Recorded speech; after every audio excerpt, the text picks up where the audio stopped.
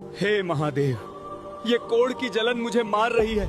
सुना है जिसका कोई नहीं उसके आप होते हैं, मेरी रक्षा कीजिए प्रभु। ये दर्द भरी पुकार थी स्वर्ग के राजा इंद्र की, जिनका शरीर श्राप की आग में जल रहा था। और उस आग को शांत करने के लिए महादेव ने जो शीतलता प्रदान की वो आज भी एक चमत्कार बनी हुई है। शायद इसीलिए आज भी ओडिशा की 45 डिग्री वाली चिलचिलाती धूप में यह धबलेश्वर महादेव मंदिर अंदर से शिमला जैसा ठंडा रहता है, बिना किसी एसी, बिना किसी मशीन के। महानदी के बीचों बीच दुनिया से कट कर एक टापू पर बसा यह मंदिर वही शरण स्थल है जहाँ इंद्र छिपने आए थे। यहाँ तक पहुँचने के लिए आपको नदी पार करनी पड़ती है, जैसे आप अपनी पुरानी दुनिया छोड़कर एक नई पवित्र दुनिया में आ रहे हों। कहानी सतयुग की है। स्वर्ग के राजा इंद्र, जिनके पास सब कुछ था, वो अपनी गलती से सब कुछ खो बैठे। इंद्रदेव ने वृत्रासुर का वध किया था, जिस वजह से उन पर ब्रह्म हत्या का सबसे घोर पाप लगा। शास्त्र कहते हैं कि इस पाप का बोझ इतना भारी था कि इंद्र का सुंदर स्वर्ण जैसा शरीर कोयले की तरह काला पड़ गया। कोढ़ और जलन से तड़पते हुए इंद्रदेव तीनों लोकों में भागे, लेकिन इस ब्रह्म हत्या की आग को कोई बुझा नहीं पाया। भागते भागते वो महानदी के इसी शांत टापू पर पहुंचे। यहाँ की हवा में उन्हें भगवान शिव की मौजूदगी महसूस हुई। इंद्र ने यहीं शिवलिंग की स्थापना की और कठोर तपस्या शुरू की। उनकी तड़प देखकर आखिरकार महादेव प्रकट हुए। शिवजी ने महानदी का पवित्र जल लेकर इंद्र के जलते हुए शरीर पर छिड़का। महादेव की शीतलता मिलते ही इंद्र की सारी जलन शांत हो गई। सिर्फ जलन ही शांत नहीं हुई, बल्कि इंद्र का वो काला पड़ा शरीर जो पाप से झुलस चुका था, वो एकदम धवल यानी सफेद और चमकदार हो गया। संस्कृत में धवल का अर्थ होता है सफेद, इसीलिए महादेव का नाम पड़ा धबलेश्वर, वो ईश्वर जो काले को भी सफेद कर दे। आज भी कार्तिक महीने की बड़ा ओशा पर यहाँ लाखों भक्त आते हैं और महादेव को उनका सबसे प्रिय गज भोग चढ़ाया जाता है। भक्त मानते हैं कि मंदिर के गर्भगृह में जो यह रहस्यमयी ठंडक है वो पत्थरों की नहीं, बल्कि भगवान शिव की उसी शक्ति का असर है जिसने इंद्र की जलन को शांत किया था। अगर आप भी मानते हैं कि महादेव की शरण में बड़े से बड़ा पाप धुल जाता है, तो कमेंट में हर हर महादेव जरूर लिखें। और ओडिशा की इस अनदेखी विरासत को दुनिया तक पहुंचाने के लिए इस वीडियो को शेयर जरूर करें।